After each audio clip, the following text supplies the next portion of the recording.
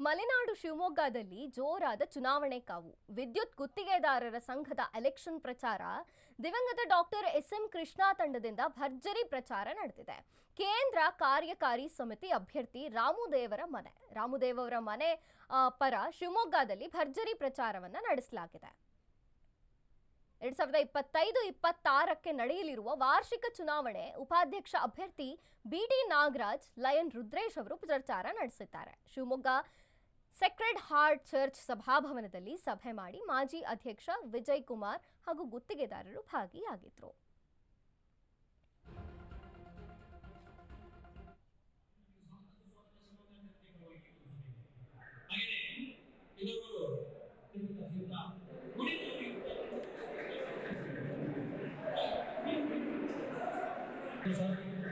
ಈಗ ವಿಜಯ್ ಕುಮಾರ್ ಸರ್ ಅವರು ತಮ್ಮ ಅನುಭವವನ್ನು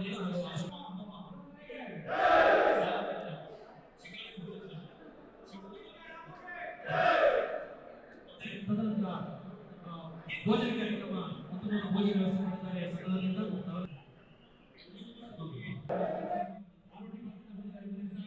ನನ್ನ ಎಲ್ಲ ಸಮಸ್ತ ವಿದ್ಯುತ್ ಗುತ್ತಿಗೆದಾರರಿಗೆ ರಾಮು ಮಾಡುವ ನಮಸ್ಕಾರಗಳು.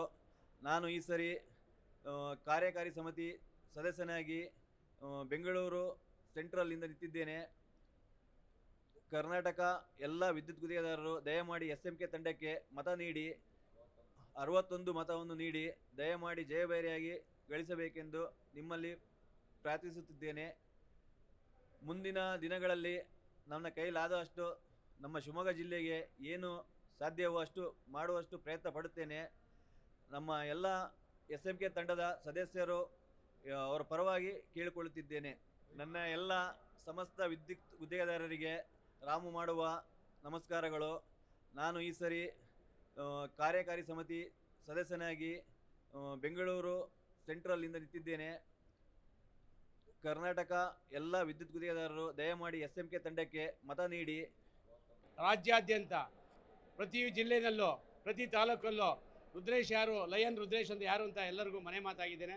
ಕಾರಣ ಇಷ್ಟೇ, ರಾಜ್ಯದಲ್ಲಿ ನಟರಾಜ್ ಅವರ ನೇತೃತ್ವದಲ್ಲಿ ಹಾಗೂ SMK ಅವರ ಕರಡಿಯಲ್ಲಿ ಹಾಗೂ ಪ್ರಕಾಶ್ ಅಂಗಡಿಯವರ ಸಹಭಾಗಿತ್ವದಲ್ಲಿ ವಿಜಯ್ ಕುಮಾರ್ ಗುಡ್ಡದವರ ಅಧ್ಯಕ್ಷತೆಯಲ್ಲಿ ರಾಜ್ಯದ ಎಲ್ಲ ಜಿಲ್ಲೆಗಳು ತಾಲೂಕುಗಳಿಗೆ ಹೋಗಿ 23 ಜಿಲ್ಲೆಗಳ ತಾಲೂಕು ಜಿಲ್ಲೆಗಳು ಮತ್ತು ಇತರೆ ಎಲ್ಲ ಪ್ರಾಪರ್ಟಿಗಳನ್ನು ತಗೊಂಡು ಇವತ್ತು ರಾಜ್ಯದಲ್ಲಿ ನಮ್ಮ ಸಂಘದ ಶತಮಾನೋತ್ಸವ ಕಂಡ ಸಂಘಕ್ಕೆ 100 ಕೋಟಿ ರೂಪಾಯಿ ಅಸೆಟನ್ನು ಮಾಡಿರೋಂಥ ಸಂಘ ಅಂದರೆ ನಮ್ಮ ಸಂಘ ಕರ್ನಾಟಕ ರಾಜ್ಯ ಅನುಮತಿ ಪಡೆದ ವಿದ್ಯುತ್ ಗುತ್ತಿಗೆದಾರರ ಸಂಘ. ಹೆಮ್ಮೆಯಿಂದ ಹೇಳುವಂಥ ವಿಷಯ.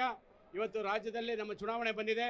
2025ರಿಂದ 30 ಸಾಲಿನ 5 ವರ್ಷಕ್ಕೆ ಪಂಚವಾರ್ಷಿಕ ಚುನಾವಣೆ ಇದೆ.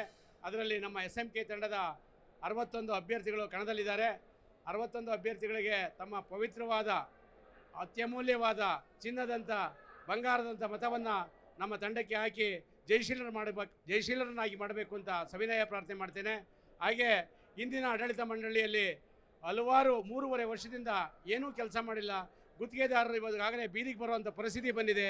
ಬಿಕಾಸ್ ಆಫ್ ಈ ಸರ್ಕಾರದ ನಿಯಮ OCCC ಹಾಗೂ ತುಂಡು ಗುತ್ತಿಗೆ ಯಾರಿಗೂ ಕೆಲಸ ಇಲ್ಲದೆ ಇರೋದ್ರಿಂದ ನಮ್ಮ ಗುತ್ತಿಗೆದಾರರು